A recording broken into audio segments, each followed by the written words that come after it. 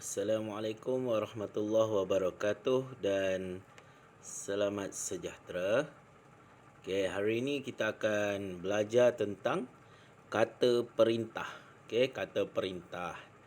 Okey, apa itu kata perintah? Okey, kata perintah. Okey. Kita akan baca yang ini. Ni. Okey. Kata perintah bertujuan untuk menimbulkan tindak balas terhadap perintah, arahan, larangan dan sebagainya. Baiklah, contoh kata perintah. Okey. Contoh kata perintah yang ini dalam kotak ni. Okey.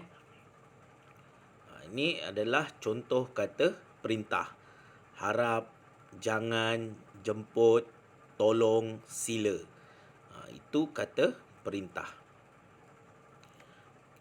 Setiap kata perintah ini mempunyai fungsi. Fungsi. Fungsi apa cikgu? Fungsi kata perintah. Contoh harap. Fungsi kata perintah harap adalah meminta supaya terjadi sesuatu perkara. Yang ini saya baca. Meminta sesuatu supaya terjadi sesuatu perkara. Contoh ayat dia. Yang ini harap hantarkan semua buku latihan esok. Dalam ayat tu ada sedikit kesalahan. L dia huruf besar latihan tu, tapi tak apa, bukan itu yang kita nak fokuskan.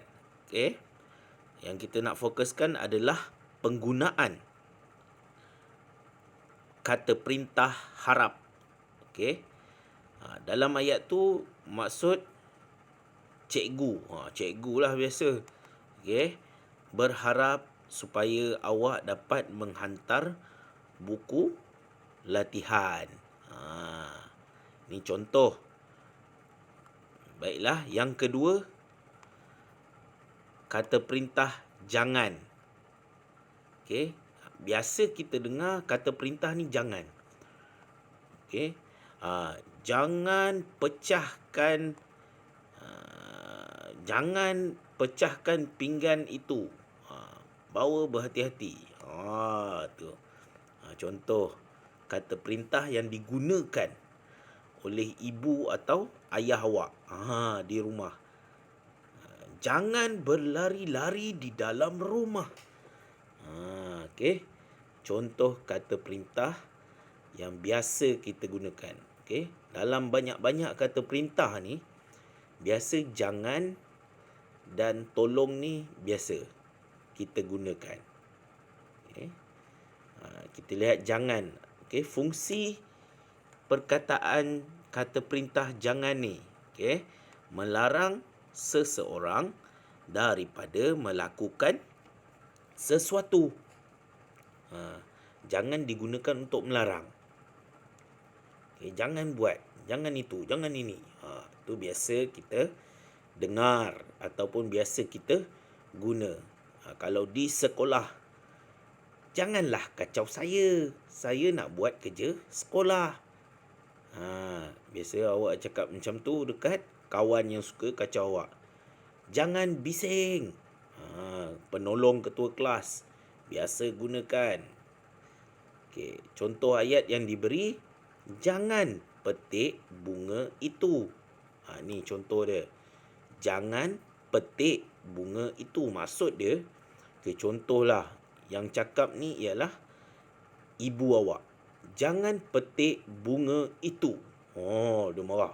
Dia larang dengan muka-muka sekali. Jangan petik pokok bunga ibu itu. Maksudnya ibu awak melarang awak memetik pokok bunga dia yang cantik-cantik tu. Maklumlah sekarang ni, awak di rumah, banyak di rumah. Macam tak ada kerja sangat je, pergi petik pokok bunga ibu. Jadi ibu menggunakan kata perintah jangan. Dalam ayat dia, maksud dia larang awak buat itulah. Larang ni maksudnya tak bagi awak petik pokok-pokok bunga dia yang cantik tu. Itu contoh untuk kata perintah jangan. Kemudian kita guna kata perintah jemput pula, yang ketiga tu. Okey. Membawa maksud mengajak. Jemput ni digunakan untuk mengajak seseorang. Okey, contoh ayat, jemputlah masuk. Okey, jemputlah datang ke rumah saya petang ini. Okey. Okey, yang keempat, tolong, kata perintah tolong. Tolong pun macam yang saya dah bagi tahu, tolong ni biasa digunakan dalam ayat, okey, ataupun biasa awak dengar di rumah ataupun di mana-mana sahaja. Tolong tolong ni adalah untuk meminta bantuan. Okey. Tolong belikan saya sebungkus nasi lemak.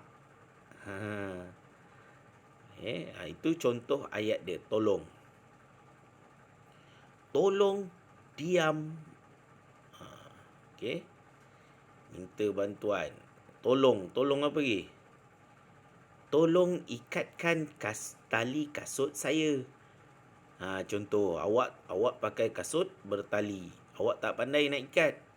Okey, jadi awak minta bantuan pada kawan. Okey. Tolong ikatkan tali kasut saya. Okey. Yang terakhir ialah kata perintah sila.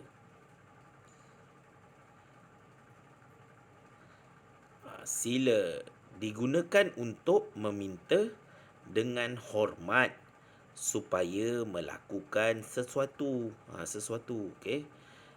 Contoh ayat dia, silalah makan kuih muih yang ada di atas meja itu.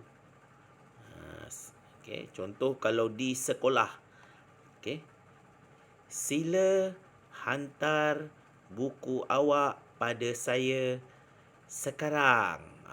Maksudnya cikgu meminta awak dengan hormat, dengan baiklah. Okey, dengan hormat ni maksudnya dengan baik. Okey, supaya awak menghantar buku awak.